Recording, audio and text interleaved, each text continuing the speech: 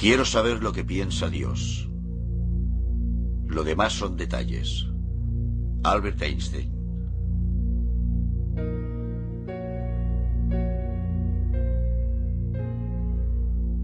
A todas las personas de la Tierra, la tripulación del Apolo 8 tiene un mensaje que desea enviarles.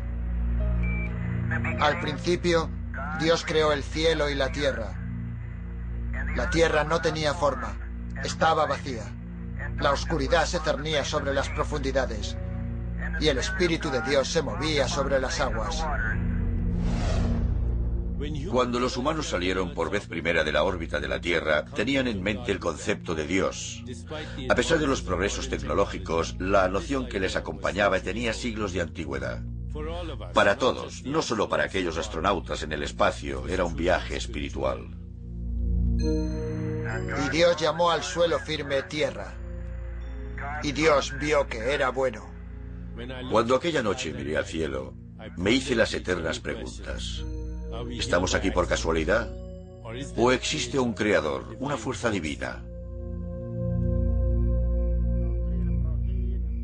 Durante siglos, la humanidad ha buscado respuestas. ¿Quién está detrás de la obra de la creación? ¿Acaso existe Dios? Y en el caso de existir, ¿se preocupa por nosotros?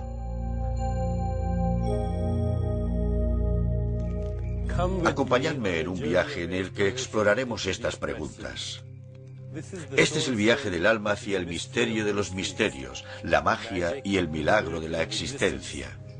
Acompañadme en un viaje hacia la mente de Dios.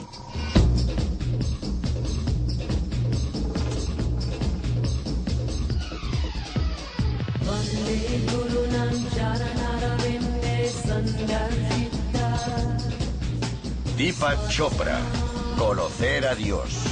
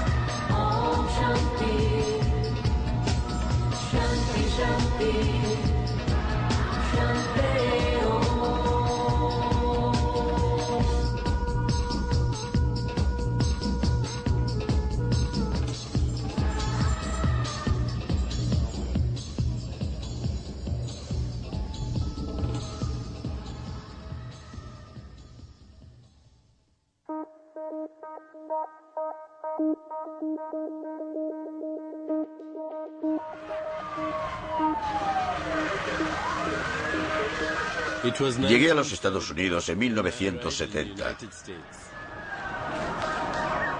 Gobernaba Nixon. Ocurrió la masacre de Kent State. Era la guerra de Vietnam. Y los Beatles sacaron su último álbum.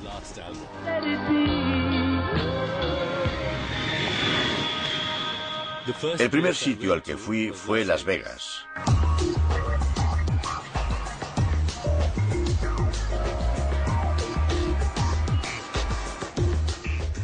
Gané $1.500, lo que, comparado con los $8 que traía de la India, fue como si me hubiera tocado la lotería. Me sentí eufórico.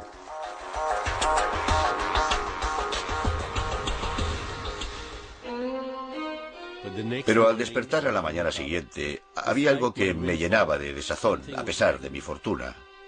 No me sentía realizado. Vine a Estados Unidos como médico residente para finalizar mi formación clínica. Una de mis primeras tareas fue certificar la defunción de un hombre que había muerto por heridas de bala. Al ver a aquel hombre que había estado vivo unos instantes antes, no pude evitar preguntarme qué le había sucedido a su alma. Millones de personas creen que nos encontraremos con Dios cara a cara después de morir. Pero en muchas tradiciones espirituales, hasta las orientales, el camino para conocer a Dios se dirige hacia nuestro interior. Esto también es válido para el misticismo cristiano. La Biblia dice: quédate en calma para que sepas que soy Dios.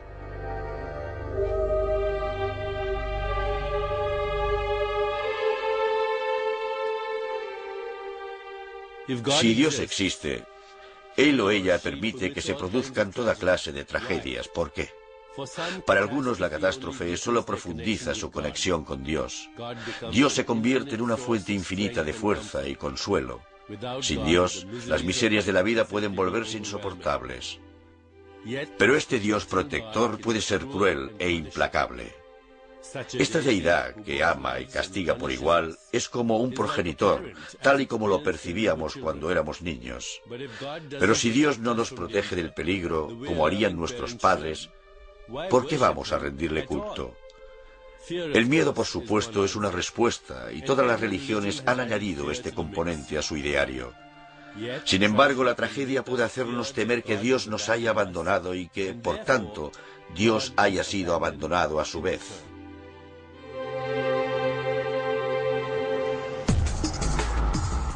Las personas desean un Dios que encaje en sus vidas.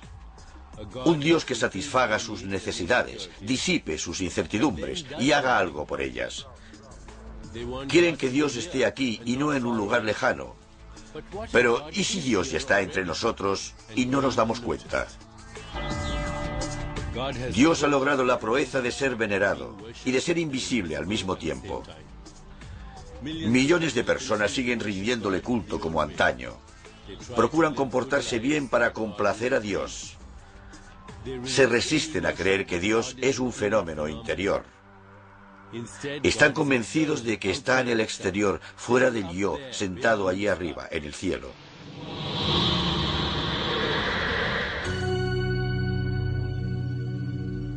Esta incertidumbre forma parte de vivir en una época de duda, en la que el escepticismo cala más hondo que la fe. Los escépticos rechazan la validez de un Dios invisible. La ausencia de un Dios exterior no excluye la posibilidad de un Dios que lleve a cabo una revolución interior.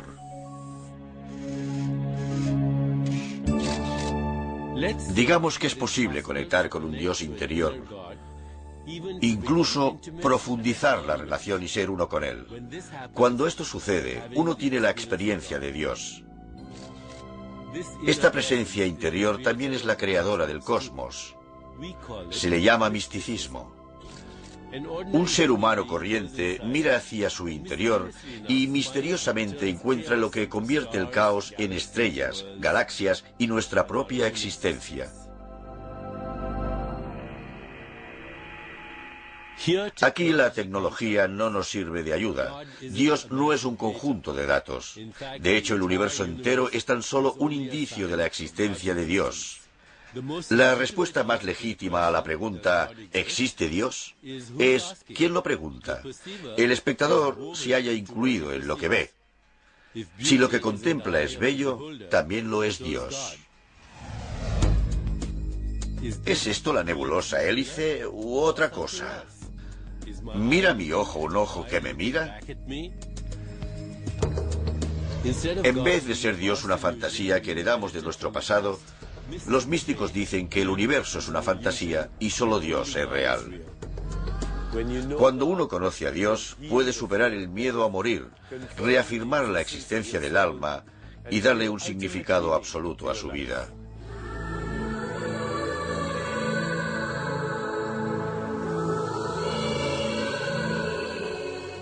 Tras siglos de conocer a Dios por medio de la fe, tal vez estemos preparados para comprender directamente la inteligencia infinita.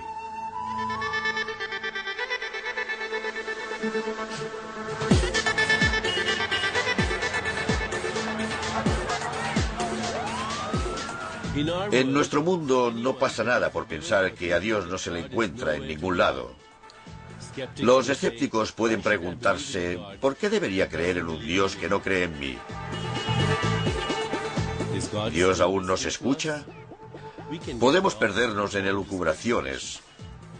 ¿Solo con la fe encontraremos el camino?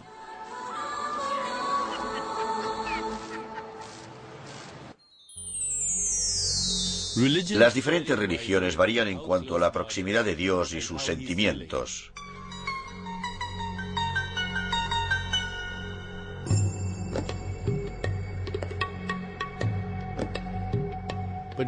Pero la mayoría de tradiciones espirituales aseguran que Dios obra milagros. Él es la fuente del amor. La belleza y la verdad son hijas de Dios. Ello hace de Él un elemento muy presente. Desde los inicios de la religión en Occidente, era obvio que Dios tenía algún tipo de presencia, lo que era conocido en hebreo como Shejinah, la luz. La Shejinah se plasmaba en el halo que rodeaba a los ángeles y en la alegría que irradiaba la cara de un santo o un salvador. Si Dios tiene presencia, puede experimentarse. Esto es un punto clave, porque en los demás aspectos Dios es invisible e inalcanzable. Pero, ¿qué podría hacernos confiar en un ser espiritual benévolo cuando durante miles de años se ha derramado tanta sangre en nombre de la religión?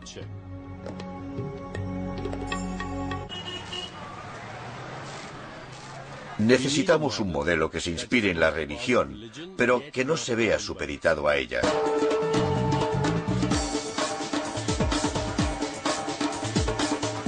El deseo humano de comprender un orden divino del universo comenzó hace mucho tiempo con la mitología. Para entender su mundo, las civilizaciones crearon mitologías para definir el origen de su existencia.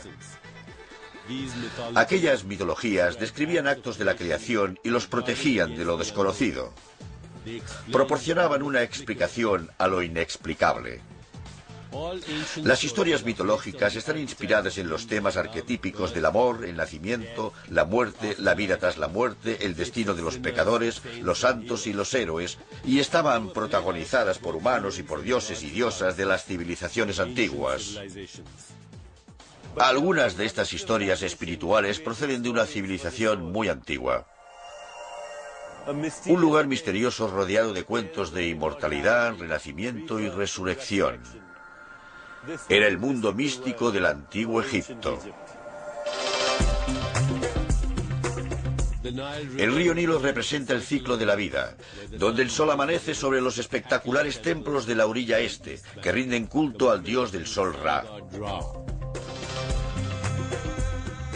En la orilla oeste, el sol se pone sobre las majestuosas tumbas construidas para el viaje a la otra vida.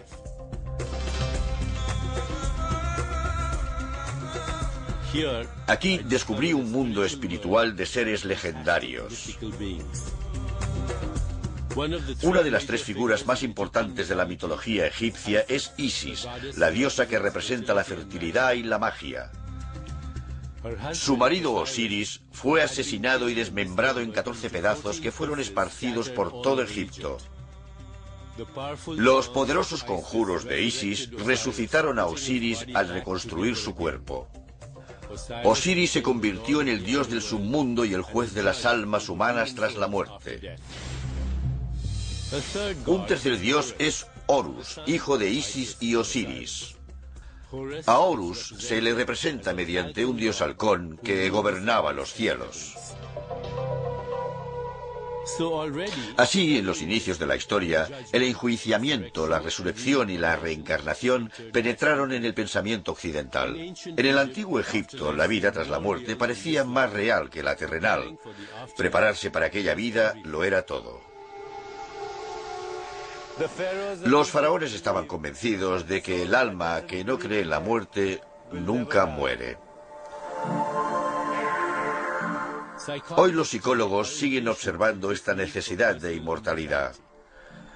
Afirman que la utilizamos para protegernos del hecho ineludible de que un día moriremos. Todos conocemos las adicciones del dinero, el poder y la lujuria. Son necesidades que satisfacen al ego. ¿Cumple la búsqueda de la inmortalidad la misma función a un nivel más desesperado? La inmortalidad proporciona al ego una dosis eterna de autoestima y amor incondicional, por no hablar de la superación del miedo a la muerte.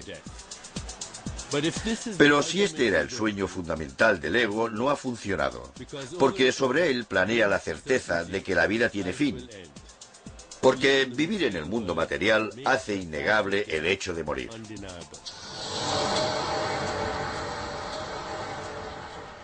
Pero, ¿y si lo contrario fuera cierto? ¿Y si sentirse inmortales y no vulnerables a la muerte es lo más real que hay en nosotros? ¿Y si, al morir, no es el alma la que abandona el cuerpo, sino el cuerpo el que abandona el alma? Porque en realidad no estamos en el mundo. El mundo está en nosotros, no estamos en el cuerpo. El cuerpo está en nosotros. No estamos en la mente está en nosotros. Todo sucede en el alma, el único componente que es real. En silencio, pasando casi desapercibida, el alma está embarcada en un viaje por el mundo intangible de la eternidad, donde la muerte no existe. El alma es nuestra conexión con la inmortalidad. Según la religión en Egipto, cuando el alma humana abandonaba este mundo, se llevaba consigo todas sus pertenencias al otro mundo.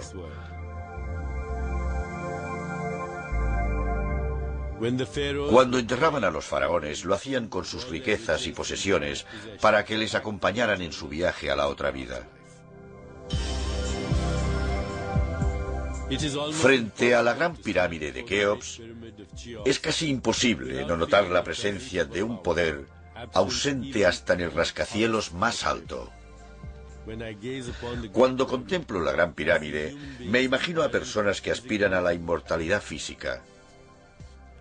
Me atrevo a afirmar que los maestros sagrados, cualquiera que fuera su religión, trataron de ser bastante específicos. En su sabiduría, el alma representaba algo así como un nexo entre el mundo de los 5 sentidos y un mundo de aspectos intangibles como la eternidad, la infinitud, la omniscencia y la gracia.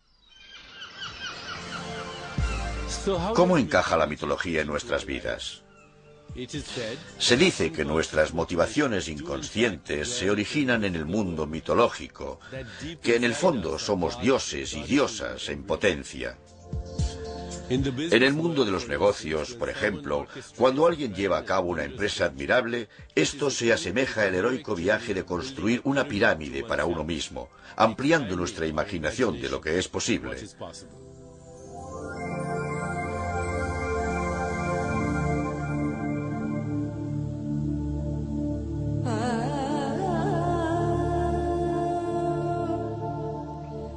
En la India, la mitología ilustra cómo Dios se manifiesta en todo lo humano, animal y mineral.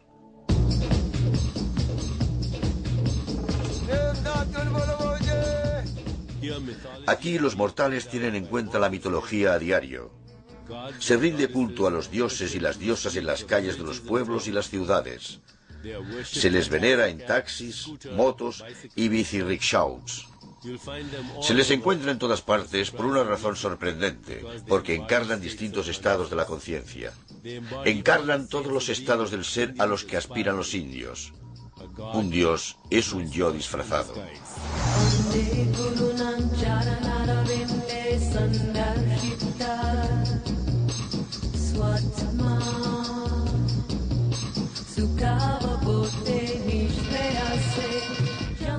En la tradición hindú, la búsqueda espiritual comienza por la introspección y acaba al alcanzarse la verdadera iluminación.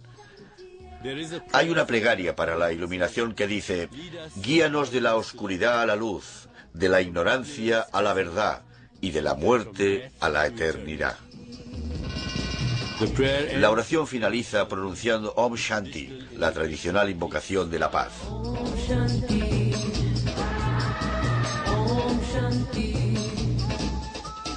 Shanti, Shanti,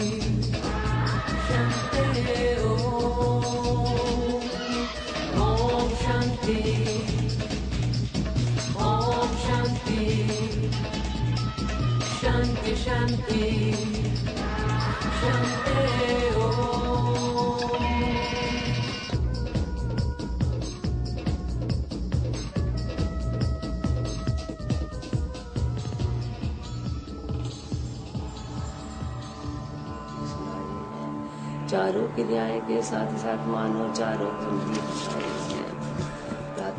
Mi madre me leía relatos que podrían considerarse mitológicos, pero que para mí eran más verosímiles que cualquier cosa que existiera en la realidad. De hecho, aquellos relatos me inspiraron a hacer todo lo que he hecho hasta hoy. Me abstraían de lo mundano a lo mágico, donde todo era posible. ¿Qué son la lealtad y la compasión? Son Hanuman, el dios mono que levanta una montaña y se la lleva a un hombre agonizante para que una hierba pueda curarle. ¿Qué es el amor romántico? La devoción de Rama y Sita, que es más fuerte que la muerte. La mitología me abstraía de lo mundano a lo mágico, haciéndome comprender que ambos se encontraban en mí. Podía volar por el aire. Podía asistir a milagros y curaciones. Podía experimentar la casualidad, la transformación y la magia. Todo lo que me rodeaba apuntaba a elementos mitológicos. Asociaba el parloteo de los monos en los árboles con el dios mono Hanuman, que provee de valor, esperanza, conocimiento e intelecto. Luego estaba Shiva, que representa la destrucción, pero también el potencial de la renovación y la resurrección. Shiva no es un dios de la muerte, más bien forma parte de un eterno ciclo que se encarga de deshacerse de lo viejo para abrir paso a lo nuevo.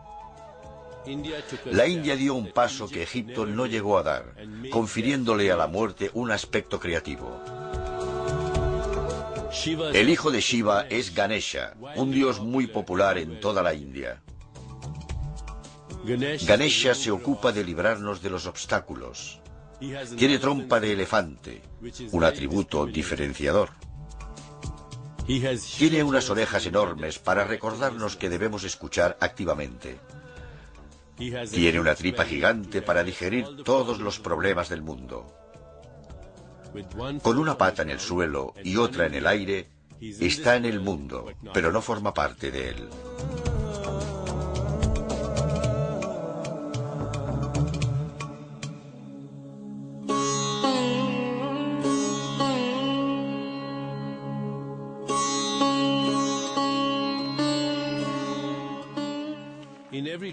En todas las tradiciones hay una diosa madre. Isis en Egipto, por ejemplo, es la diosa madre. En la India el Ganges es conocido como Madre Ganga.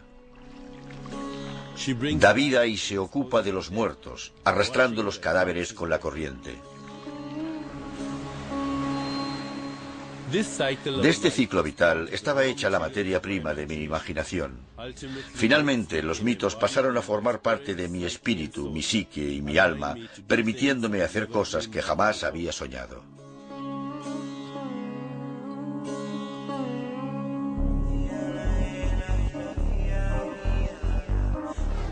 Mientras que las deidades de muchas civilizaciones adoptaban la forma de animales y otras criaturas, los griegos y los romanos veneraban a dioses creados a partir de los cánones de belleza del cuerpo humano.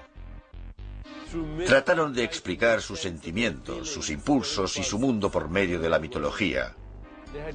Estos dioses aparecían en cientos de historias de heroísmo, traición y lujuria.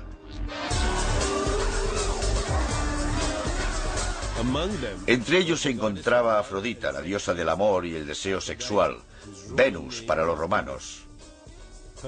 Su cometido era hacer el amor e inspirar a los demás a hacerlo. Mercurio, el mensajero de los dioses, Hermes para los griegos, era el dios de los juegos y los negocios. Marte era el dios romano de la guerra, propenso a la ira, la venganza y el afán de violencia. Y Zeus, el dios supremo de los griegos, el que detentaba la moral, recompensaba el bien y castigaba el mal, mientras se permitía a ambos a su capricho. Protagonizaban historias de amor, esperanza y miedo. Durante siglos, la mitología convertía lo sagrado en real, una fuente de poder supremo. Hoy, ¿qué vemos en su lugar? Una sociedad que socava sus mitos para construir una ciudad como Las Vegas. Si uno quiere encontrar un mito aquí, Solo tiene que registrarse en un hotel casino. Para la mayoría, la mitología no responde a la pregunta fundamental: ¿quién es Dios? Lo normal de la vida moderna es dejar a un lado la mitología y creer que todo lo que sucede en la naturaleza es casual, caótico y aleatorio. Los antiguos mitos pueden ser reemplazados por una nueva espiritualidad, en la que la unión con Dios es su mayor atracción. En esta imagen de Dios, la divinidad llega a nosotros a través de nuestros pensamientos y sentimientos. La imagen de Dios, como un patriarca de barba blanca sentado en su trono en el cielo, es muy limitada. Ya no imaginamos a Dios a nuestra semejanza. Lo que imaginamos es la infinitud. Conocer la infinitud es la conciencia de la unión, donde no se nos puede diferenciar de Dios. Es como si pudiéramos ver una película, aparecer en ella y ser la película al mismo tiempo. Si preguntamos ¿quién es Dios y quién eres tú?, solo hay una respuesta: soy yo. En la mitología, los lugares sagrados nos transmiten que somos criaturas maravillosas que deberíamos estar haciendo cosas maravillosas. Lo podemos ver en el Centro Espacial Kennedy, donde hay un cohete de dimensiones abrumadoras. Pero el cohete también es una idea, la idea de que descubriremos nuestros orígenes y nuestra familia cósmica.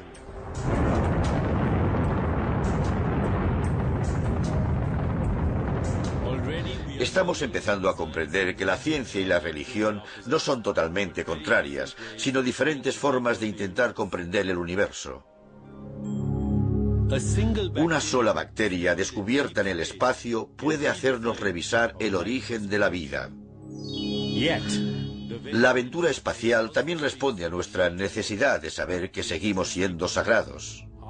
Tendemos la mano para alcanzar la de Dios. Este juego de luces es un indicio del Big Bang, un fenómeno de gran precisión que, de haber variado el equilibrio entre las fuerzas básicas de la naturaleza, aunque fuera por una millonésima de grado, no existirían las estrellas, ni las galaxias, ni ninguna de las formas exquisitas de la vida. ¿Cómo no podemos reconocer la inteligencia que hubo detrás de esa precisión? La nave Voyager sacó una fotografía de donde procedía al salir del sistema solar en un viaje que quizá dure más que la propia Tierra. Hoy hemos llegado al espacio exterior. Solo falta que alguien pueda escucharnos. Nada hay más fascinante que ver cómo los límites de la ciencia se difuminan en lo espiritual. Pero, ¿puede la ciencia satisfacer los requisitos de objetividad cuando se trata de Dios? Contemplar la creación ya demuestra la existencia de Dios. Para Albert Einstein podemos saber lo que piensa Dios estudiando el universo, no como una entidad, sino como un conjunto de leyes y principios. Einstein transformó el tiempo y el espacio en entidades fluidas, y una vez esto fue así, el tiempo podía ir hacia atrás, congelarse o desaparecer del todo. Si es así como piensa Dios, entonces todos los objetos del universo, estrellas, átomos, vosotros y yo, somos la manifestación de los pensamientos de Dios. Uno solo puede llegar a saber lo que piensa Dios si se convierte en Dios. Algunos científicos creen que estamos más cerca que nunca de la teoría del todo, o TDT, como la llaman los físicos. La TDT explicará el origen del universo y el fin de los tiempos.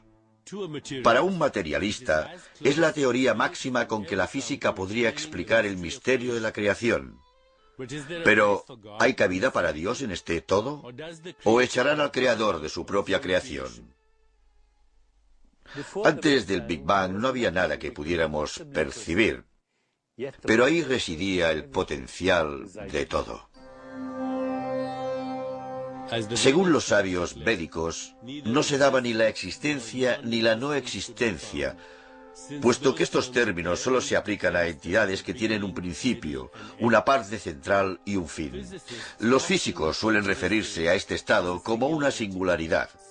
El espacio, el tiempo y el universo material entero se reducían a un punto.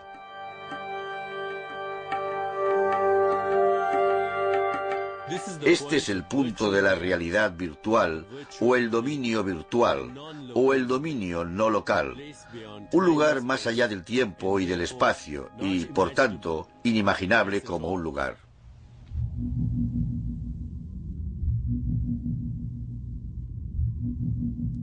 Al principio existía la palabra. Antes de que existieran el tiempo y el espacio, había una débil vibración fuera del cosmos. Y la palabra era Dios. Esta vibración lo contenía todo. Todos los universos, todos los sucesos, todo el tiempo y el espacio. Al principio existía la palabra. Y la palabra era Dios.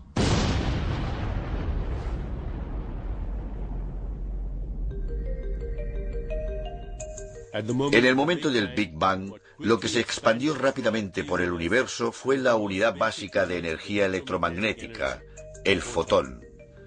Para un físico experimental, un fotón es un quantum de luz. Ahora mismo, a la velocidad de la luz, los fotones se encuentran en el límite del universo en expansión. Cuando queremos conocer a Dios, nos encontramos con el mismo problema que cuando queremos saber qué hay fuera del universo. Sin llegar a atisbar ese otro mundo, podemos observar objetos que nos conduzcan a él, como un agujero negro. Se cree que los agujeros negros son los restos de estrellas que sufrieron un colapso. Su gran concentración de masa genera un campo gravitatorio tal que rompe la continuidad del espacio, dando lugar a una ventana en el límite de la infinitud. Ni la luz puede escapar a esta fuerza gravitatoria. Lo que queda es solo oscuridad. Cuando los fotones de luz y cualquier otra forma de energía son absorbidos por un agujero negro, desaparecen de nuestro universo. Esto significa que van a alguna parte. Por tanto, podrían volver a nosotros por medio de agujeros blancos, una obra de la creación al igual que el Big Bang. Pero no conocemos a Dios hasta ese punto. Hay otras dimensiones que existen fuera del cosmos, pero tampoco tenemos acceso a sus leyes, porque de intentarlo tendríamos que renunciar a las nuestras. Por esta razón, el cuerpo y la mente no sobrevivirían si pasáramos por un agujero negro o viajáramos a mayor velocidad que la luz. Si intentáramos atravesar uno, no podríamos. El tiempo se ralentiza, la masa aumenta y el espacio se curva.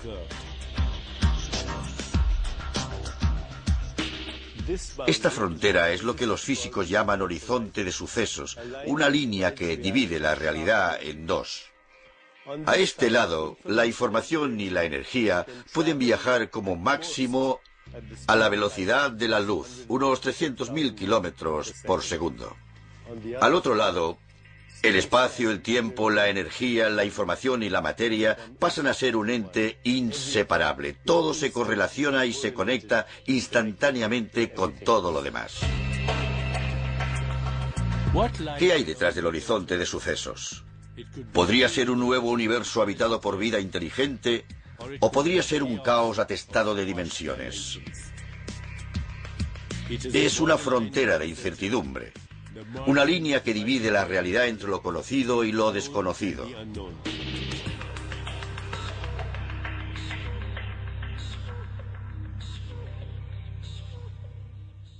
Incluso el cerebro humano tiene su propio horizonte de sucesos.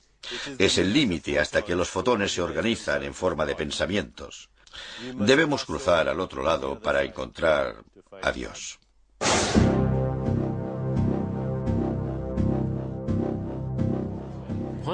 La física cuántica permite franquear esta frontera, aunque solo por un breve lapso de tiempo. Cuando un acelerador de partículas bombardea los átomos, haciendo que una partícula subatómica salte de su lugar durante unas millonésimas de segundo, Se ha cruzado el horizonte de sucesos. La ciencia ha rastreado hacia atrás la evolución hasta llegar a la creación. 8, 7, 6, 5. De todas las pistas que Dios nos dejó, la más importante es la luz. La Shejinah. La primera prueba nuclear fue llamada Trinity. La ciencia había descubierto la luz detrás del poder de la creación y la destrucción. Al dividir el primer átomo, los científicos, para su asombro, asistieron a una experiencia mística. El físico Robert Oppenheimer citó las escrituras hindúes del Bhagavad Gita, en las que Krishna convence al héroe Arjuna a conducir a miles de hombres a la muerte en la batalla. Me he convertido en la muerte, el destructor de mundos.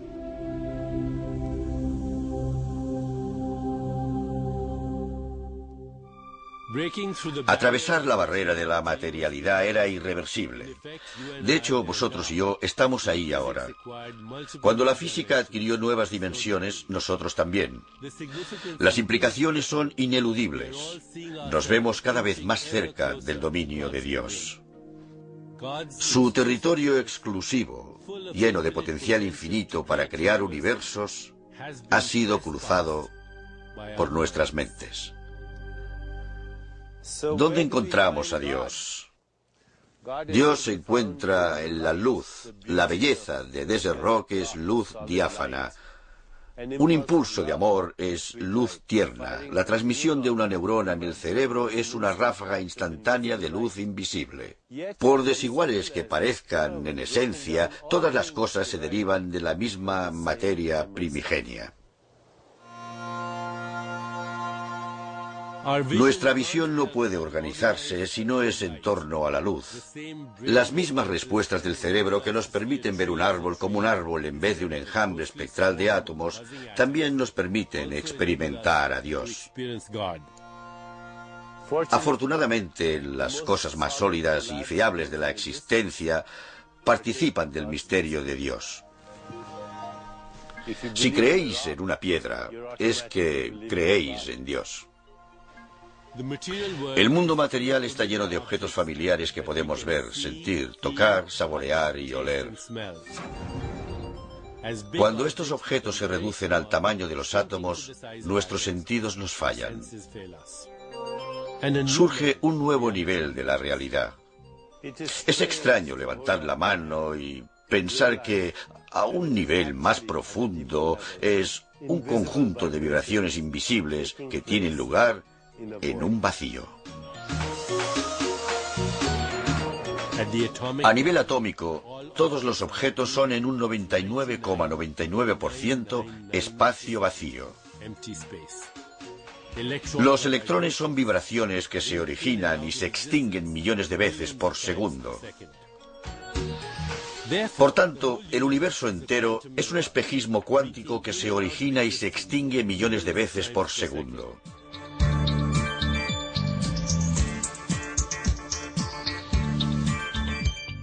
Los flashes cuánticos van tan rápido que no podemos observarlos, por lo que el cerebro utiliza una artimaña y ve objetos sólidos que son continuos en el tiempo y el espacio.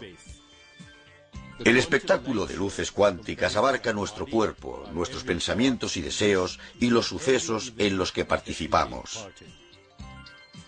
En otras palabras, somos creados una y otra vez de forma continuada. El Génesis no tuvo lugar solo una vez. El Génesis se da ahora.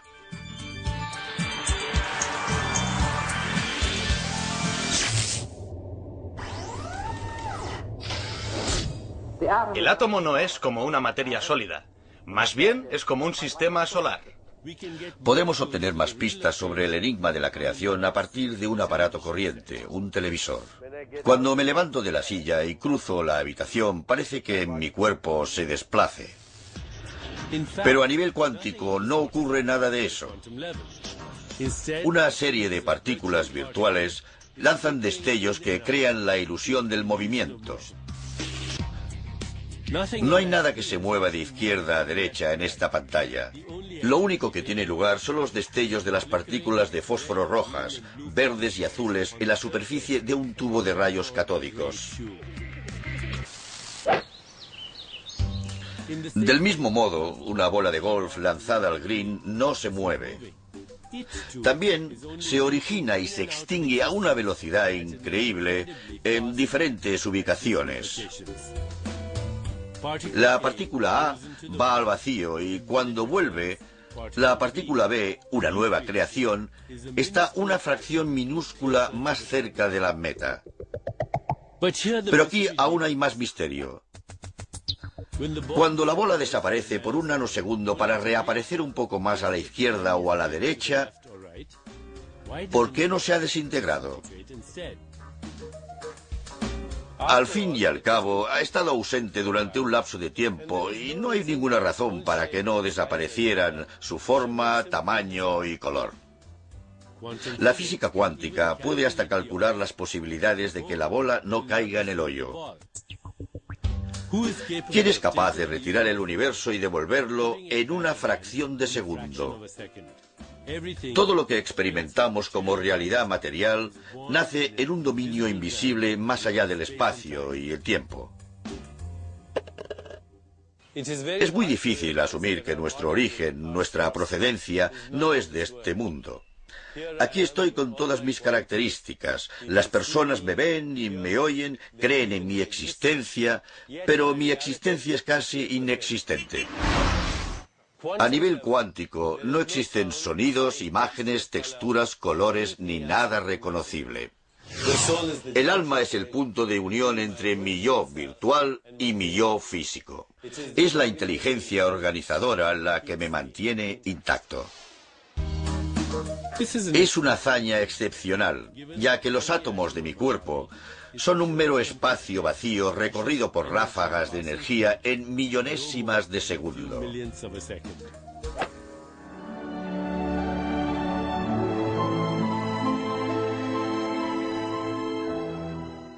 Este es el poder de la creación, una fuerza que juega con nuestra existencia en un abrir y cerrar de ojos, donde el polvo crea estrellas, las estrellas se convierten en mundos y los mundos dan lugar a la materia orgánica del ADN.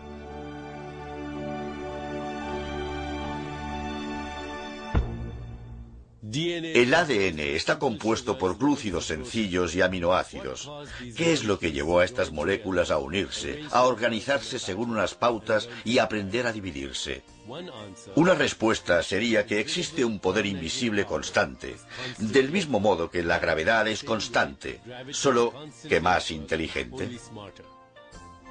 La necesidad de la vida de reproducirse a sí misma es fundamental. Pero la necesidad de las sustancias químicas de reproducirse a sí mismas es inexistente. Así que incluso en el nivel más básico comprobamos que actúan ciertas propiedades de la conciencia, el reconocimiento, la memoria, el instinto de conservación y la identidad.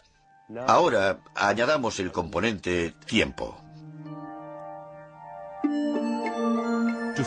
Para dar lugar a un bebé, una sola célula fecundada debe ser un as de la planificación. Los órganos del cuerpo existen de modo germinal en una única hebra del ADN. Pero para formarse correctamente deben hacerlo cuando les llegue su turno. Una célula madre destinada a ser una célula cerebral de algún modo sabe qué va a ser de antemano. Descubre que es no a nivel químico, sino a nivel de la conciencia. El ADN es materia. Para que un niño pierda sus dientes de leche y los sustituya por los definitivos, el ADN debe saber mucho del paso del tiempo. Cuando estábamos en el útero de la madre, ya sabía lo que nos pasaría. Todas las civilizaciones evolucionan continuamente. Hasta la muerte podría estar codificada en las células embrionarias. Una tribu de miembros jóvenes y con hijos sería capaz de luchar y recolectar comida mejor que una lastrada por individuos mayores. ¡Madre mía! ¿A dónde irán a parar estos jóvenes? ¿Fijó el ADN la edad de 70 años como modo razonable de mantener viable la raza humana?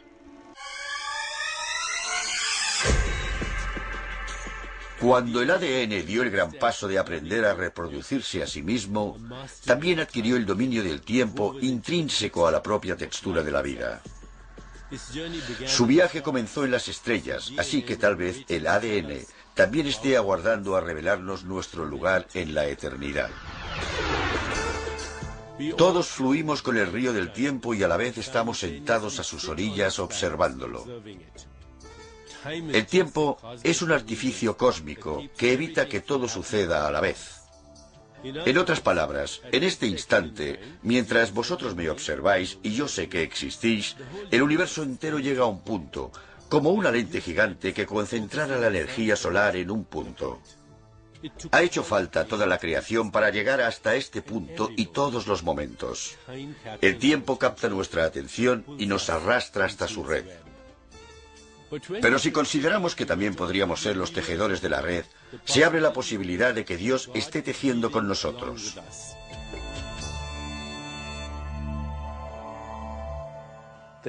La planificación del ADN es uno de los secretos de la evolución de la mente humana. La mente interpreta el mundo y lo dota de significado. Si tengo una imagen mental de una puesta de sol, ¿me la ha proporcionado el cerebro? A nivel cuántico, el cerebro, una masa oscura y semifluida de agua y proteínas, moldea fotones virtuales en forma de patrones. No hay una imagen de una puesta de sol en esa oscuridad. Hace falta la mente para interpretar patrones químicos y eléctricos como la realidad. Nuestra búsqueda de Dios es un ejercicio mental.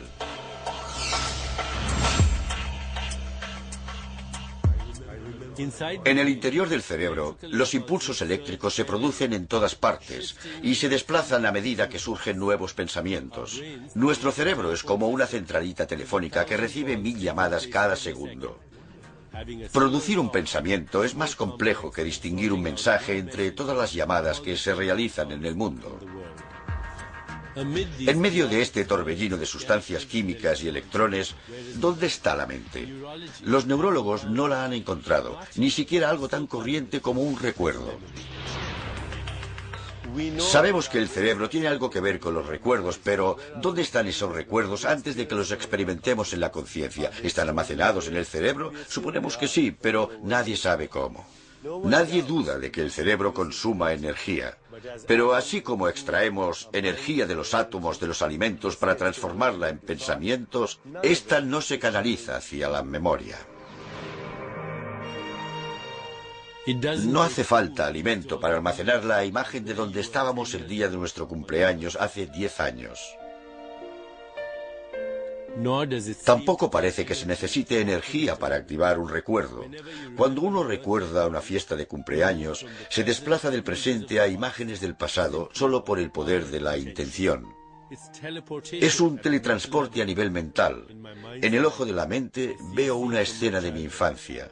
Me veo absorbido por ella, por los sonidos, las imágenes y los aromas. Pero para la mente no hay gran diferencia entre experimentar un recuerdo y vivir el suceso. ¿En qué parte del cerebro podemos encontrar la creatividad, el conocimiento, la toma de decisiones, la inspiración, la intuición, la comprensión, la imaginación o el espíritu? El cerebro no puede crear las cualidades que nos hacen más humanos. Recordad que una neurona está compuesta por moléculas que no son sólidas, sino que son patrones de energía invisible con la apariencia de partículas. Si profundizamos aún más, estos patrones desaparecen, la energía se desvanece en forma de vibraciones espectrales hasta desembocar en la nada. ¿Puede almacenarse la memoria en la nada? La respuesta es sí. Y la nada, el vacío entre la materia, es el mejor lugar para tal fin, ya que este mismo vacío es el que crea todos los patrones y el orden en el cosmos. Afortunadamente para nuestros cerebros, son receptores increíblemente sensibles de la información procedente del vacío cuántico. El cerebro proporciona algo más que cordura y un sentido a las cosas, nos proporciona todo un mundo. Presidiendo este mundo que hemos creado, hay un Dios que lo abarca todo. La mente no se halla delimitada por el tiempo y el espacio. Cada punto del vacío contiene el todo. El espacio sináptico entre dos terminaciones nerviosas en el cerebro encierran el potencial de toda la experiencia. Como dijera un neurólogo visionario, Dios está en la sinapsis. Sin la mente humana, solo habría una sopa cuántica, millones de impresiones sensoriales aleatorias. La genialidad creativa produce obras maestras al abrir la mente a regiones de la conciencia desconocidas en la vida cotidiana. Mozart compuso una sinfonía a los 9 años y su primera ópera a los 12. Un prodigio no sale de la nada. Se forma a partir de una inteligencia invisible que ha acelerado el proceso de aprendizaje más rápido de lo normal. Si quienes somos es un regalo de Dios, en lo que nos convirtamos es nuestro regalo a Dios. La genialidad es una ventana a infinitas posibilidades. Todos partimos del mismo potencial para ser genios. La capacidad creativa de la mente transforma una cacofonía sin ton ni son en una elegante melodía orquestada. Si la mente de Dios es la genialidad llevada al infinito, entonces percibe un orden total en todos los sucesos. El caos es solo una ilusión. Es lo que vemos cuando no vemos más allá de nuestro alrededor. Cuando desaparece la ilusión del tiempo, es posible ver más allá del presente. Algunos hasta experimentan la clarividencia, la capacidad de ver el futuro.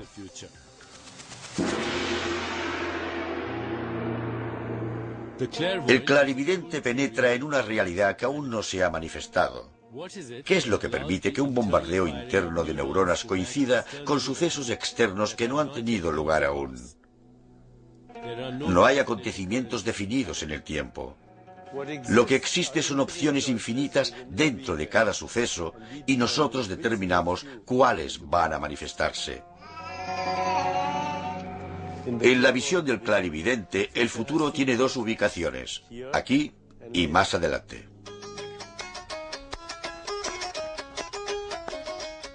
Los grandes sabios y profetas viven en esta conciencia expandida donde no existen el pasado, el presente ni el futuro, y todo está conectado. Son como hebras de ADN de toda la raza humana, o el tejido conjuntivo en una red de almas. El antiguo observatorio de Jantar Mantar de la India medía las posiciones del Sol, las estrellas y los planetas. Según la astrología hindú Jyotish, la información codificada en la energía tiene su importancia, puesto que afecta a la existencia humana. Jyotish significa luz, y la luz es la portadora de los sucesos en el tiempo. El futuro se anuncia por medio de la luz. El astrólogo interpreta los fotones que forman patrones exactos que acabarán produciéndose como sucesos en el tiempo.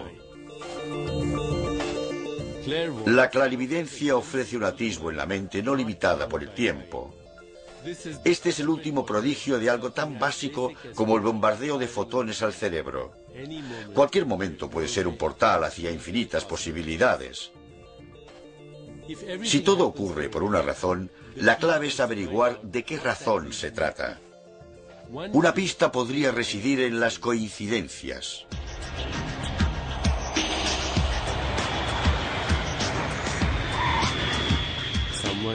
Alguien decide en el último momento no embarcar en un avión que más tarde se estrella. O uno piensa en un amigo que no ha visto en años y de repente éste llama. A estas coincidencias significativas se las suele denominar sincronicidades. Cuando el tiempo se rige según un destino, parece que detrás de ello haya una mano invisible. Preguntádselo si no a dos desconocidos que se enamoran a primera vista. Yo mismo he experimentado a menudo estas sincronicidades. Un pasajero sentado a mi lado puede ser la voz que necesito oír para solucionar un problema, o la pieza que falta en un rompecabezas que hay que resolver. ¿Está Dios aquí? No hay que ir fuera de uno mismo para encontrar a Dios. Dios está en todas partes, hasta dentro de uno mismo.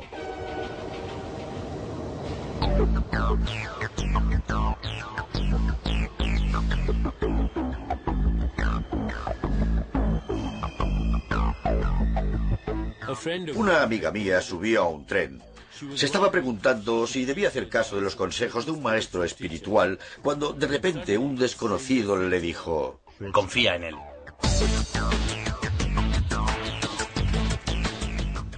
Creo que las coincidencias son mensajes de lo no manifiesto, interrupciones repentinas de la vida superficial por un nivel más profundo. En el plano científico, no obstante, sospecho que nunca se producen coincidencias. En la realidad espiritual, todo ocurre porque hay una intención detrás. Todo en el mundo tiene un significado. Estamos tan habituados a aceptar el mundo tal como es que pasamos por alto nuestro papel creativo en él. Cuando descartemos la noción de la coincidencia, los encuentros no ocurrirán por casualidad, sino por nuestras intenciones. No podemos seguirle la pista a todos, ya que se hallan dispersos en el espacio y el tiempo. Podemos decidir sentirnos conectados y ver cómo los sucesos siguen un patrón. Podemos intentar que todo vaya como debería ir y dejarle en los detalles a Dios. La clave es ceder y observar hasta qué punto el mundo es capaz de organizarse solo. A veces Dios recurre a un milagro. A veces Dios hace que cojamos un avión. Todo es posible. Si me preguntaran por qué deberíamos aspirar a conocer a Dios, mi respuesta sería egoísta. Quiero ser un creador. Esta es la promesa fundamental de la espiritualidad, que uno puede ser el autor de su propia existencia, el forjador de su destino personal. Si co-creamos la realidad con Dios, podemos llegar a conocernos, nuestros límites, nuestros dones y nuestro potencial. Podemos hacer realidad nuestros sueños. La mayoría de la gente cree en una de las dos versiones de la realidad. La primera versión es la perspectiva secular. Solo existe el mundo material, y nada que no obedezca a las leyes físicas puede ser real. Esta perspectiva secular excluye la posibilidad de los milagros. En este caso, la realidad determina las convicciones. En la segunda versión, la perspectiva espiritual, la creación comienza en la mente antes de que se manifieste en el mundo material. En este caso, las convicciones determinan la realidad. A cada pensamiento, recuerdo o deseo, emprendemos un viaje desde nuestro mundo al de Dios. Esta segunda versión de la realidad permite a Dios interactuar con nosotros. Al fin y al cabo, colaboramos juntos. Una forma de comunicación entre nosotros y Dios es la oración. Para muchos creyentes, la oración es un viaje hacia la conciencia, donde ya no están determinados por los límites del cuerpo. La oración tiene el potencial de alterar sucesos externos, al conectar lo físico con lo metafísico. Para mí, rezar no es místico. Es más bien un experimento espiritual, una forma de asegurarnos de que seguimos siendo sagrados.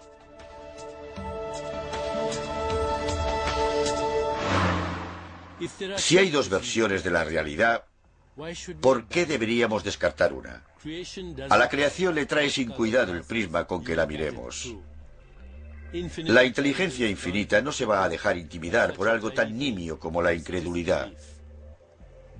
La visión secular y la espiritual son una misma. Conectar con Dios y tener un Cadillac rosa no son incompatibles.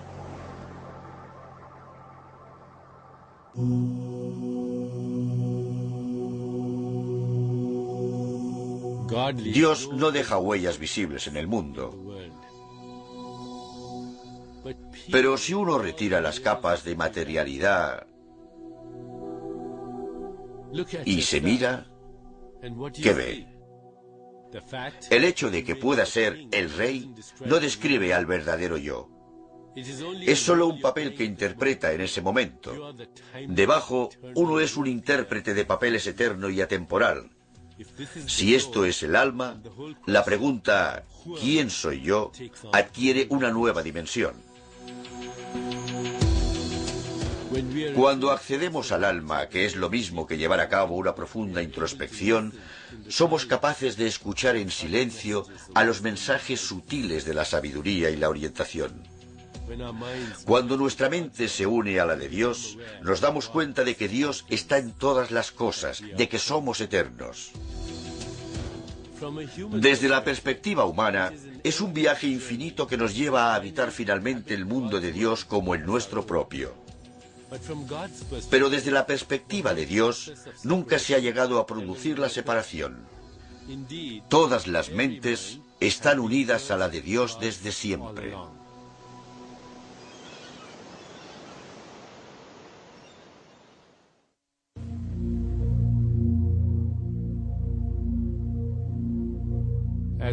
De niño me sentí excluido espiritualmente porque nunca iba a conocer a Buda o Krishna y nunca iba a ver a nadie levantarse de entre los muertos. Ahora me doy cuenta de que no es el milagro el que da lugar al creyente, sino el creyente el que da lugar a los milagros. El vacío infinito y la historia de la creación se hallan en todas las células de nuestro cuerpo. El microcosmos replica el macrocosmos, el átomo y el cosmos son uno. Al final, nuestra mente es la mente de Dios y nada más. Los asombrosos sucesos que llamamos milagros nos dan pistas de los entresijos de la inteligencia inefable. Pero también lo hacen los sucesos cotidianos, llegando así a todos. La percibimos cuando un desconocido causa en nosotros una atracción instantánea, cuando miramos a los ojos a un niño y sabemos que nos mira un alma, cuando contemplamos el cielo con una sensación de asombro ante el espacio infinito. Cuando tenemos estas experiencias, interactuamos desde un lugar recóndito. Somos Dios interactuando con Dios. Cuando tengáis un impulso nuevo, un pensamiento alentador, una corazonada que no hayáis seguido con anterioridad, aceptad lo desconocido. Dios habita lo desconocido. Lo desconocido es lo único que se ocupa realmente del destino del alma. Por tanto, habría que venerarlo como se venera lo sagrado.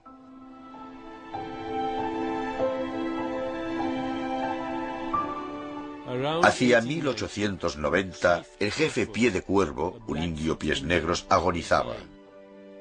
Susurró al oído de un padre misionero: ¿qué es la vida?